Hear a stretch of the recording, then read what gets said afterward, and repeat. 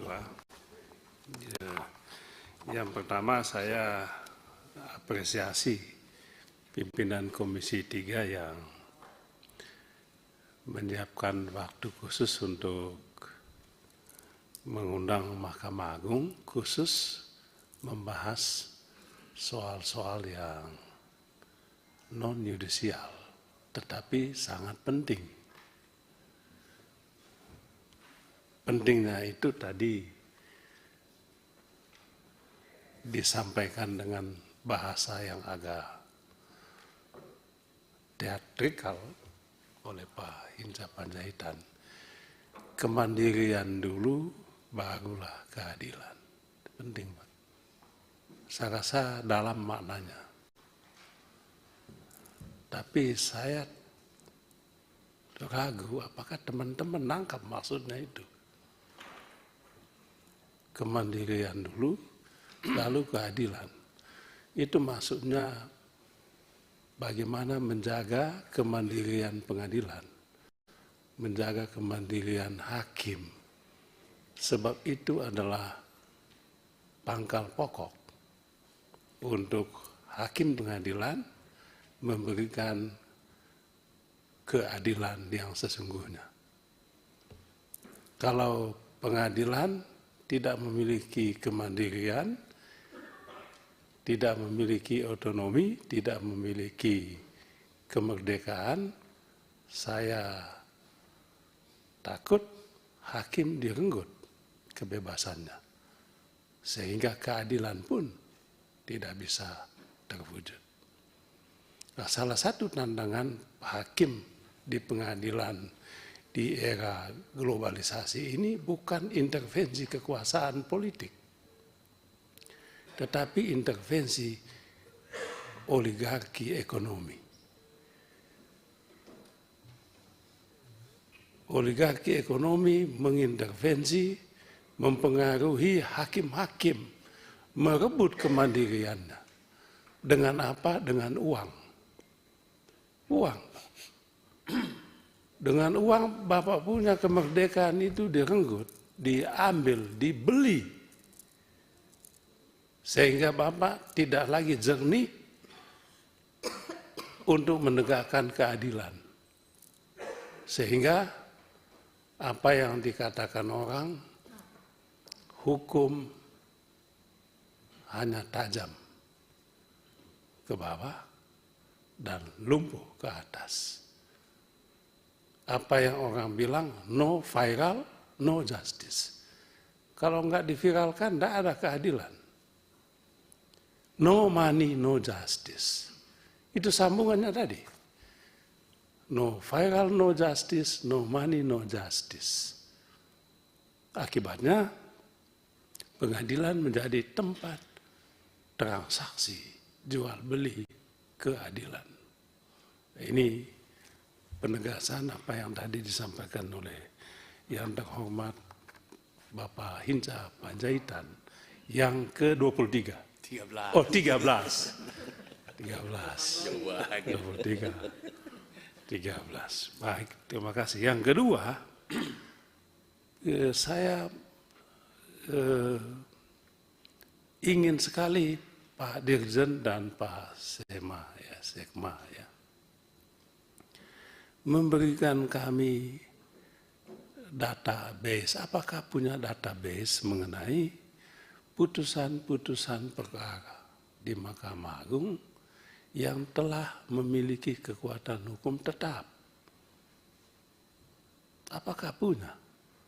Kalau punya, pertanyaan berikutnya, apakah sudah dieksekusi semua?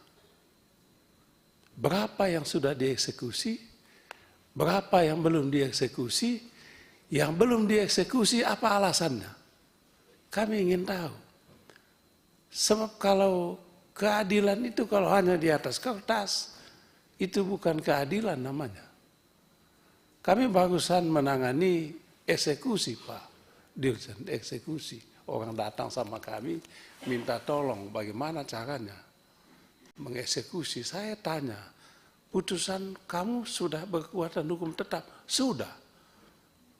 Apa? Kasasi PK? PK Bapak. Berapa kali PK? 2 kali lagi PK. Lalu masalahnya apa? Aduh Bapak, eksekusi ini Pak, susah sekali. Apa susahnya? Ternyata eksekusi itu mahal juga Pak Ketua. Mahal. Ada unmaning lah, ada lagi sita jaminan lah, tetek bengek itu. Hitung punya hitung, mahal sekali. Kalau mahal begini, untuk apa kau perjuangkan? Mendingan kau jual aja, sebab ibu biaya eksekusi jauh lebih mahal dari objek sengketa yang dia perjuangkan. Coba bayangkan Pak Dirjen. Saya tidak mau sebut namanya supaya tidak ada konflik seolah-olah saya ini tidak. Ini umum.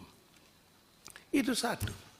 Kami ingin mendapatkan database tentang berapa yang sudah dieksekusi.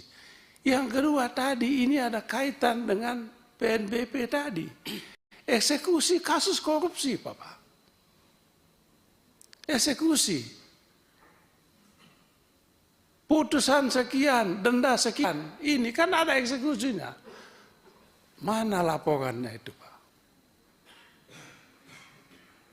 Kejaksaan Agung menyelamatkan sekian ratus triliun. Barang yang nggak ada, Pak, itu diselamatkan. Ya. Kerugian yang potensial itu, Pak Ketua. Potensial loss. Bagaimana menghitung, melaporkan bahwa kami menyelamatkan keuangan negara yang belum ada, Pak. Itu bingung kita. Aku nggak tahu apa, jangan-jangan gua ini yang bodoh. Coba, Pak.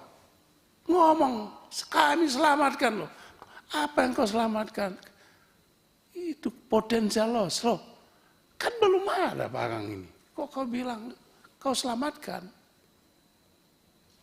Nah itu, Pak Dirjen, Pak Sekma, tolonglah. Berapa yang dieksekusi? Itu uang rekening. Rekening dieksekusikan gitu Pak.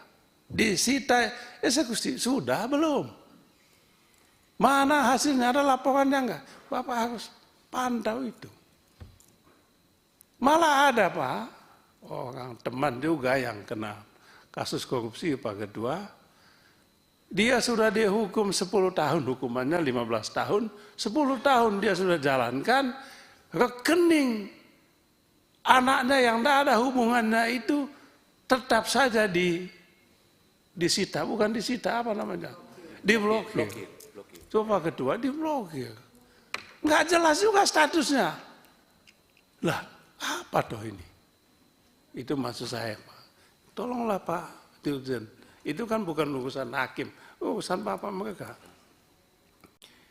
Belum lagi itu uang Pak. Coba Bapak bayangkan kalau yang disita itu adalah nikel, kayu, batu bara, kebun sawit. Apa? Ada loh. Cerita apa kedua? Ini cerita zaman dulu. Kebun sawit di negeri antah berantai ya, di negeri Bung lah, gue bilang aja ya kan. Udah disita Pak, sekian ribu hektar sawit. Loh, kita tanya, mana duit jual sawit itu? Pak, saya senang Presiden Prabowo. Sikat ini orang-orang ini. Sikat. Karena duit kita nggak ada artinya Pak soal makan gratis ini. Nggak ada artinya kalau ini bisa kita selamatkan. Bapak hitung itu. Ribuan triliun Pak. Kalau dieksekusi. Kalau saya ada waktu ketemu Bapak Presiden, saya mau ngomong ini loh Pak. Legal ini. Mana duitnya? Ambil lagi duitnya. Pakai untuk biayai fakir miskin kita ini.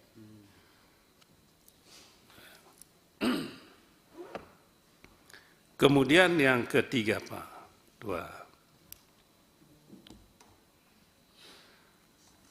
ya, ada juga laporan Pak, bukan ini nggak ada hubungannya dengan substansi.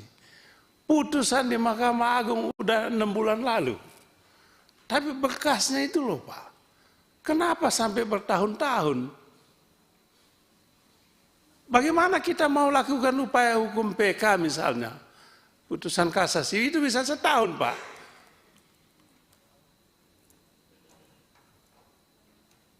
Mengapa lama sekali? Tadi saya senang cerita di IT tadi tuh, loh, tapi kok kalau ada itu kenapa masih ada kasus menunggu putusan berkasnya, Pak? Ada lagi, saya nggak enak cerita, Pak. Kan sekarang kan udah bisa dibaca ini kan, putusan menang, ya dikabulkan dan tidak. Minggu ini dikabulkan, minggu depan lain lagi. Lah, apa tuh ini, Pak? Minggu ini dikabulkan, tulisnya di situ, minggu depan kita lihat lagi, hilang dikabulkannya. Ditolak lah. Kenapa begitu? Katanya salah input. Wah, gimana tuh, Mas? Ini urusan Bapak, Pak Dirjen, urusan Pak Sekma.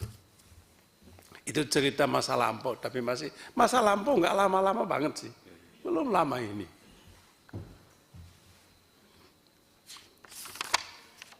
Kemudian, ya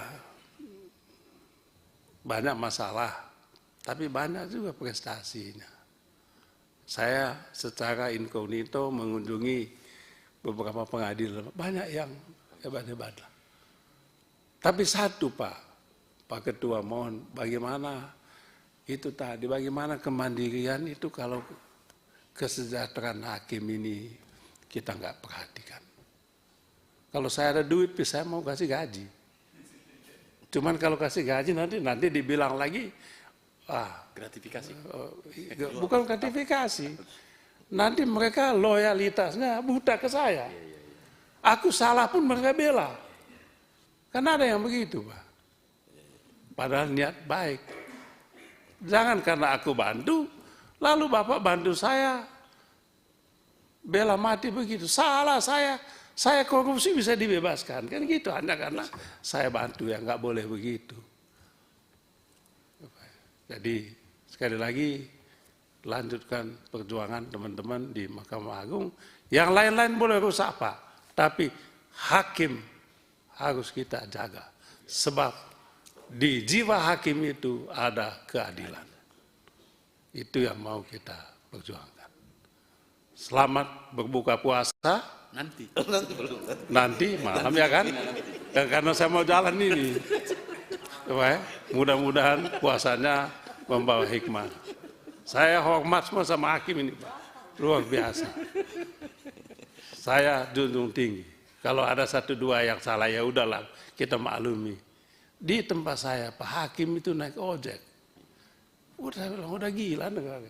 Ojek, Pak. Gitu. Terima kasih banyak, Pak Ketua. Mohon maaf. Nggak selesai-selesai nanti. Ya. Terakhir.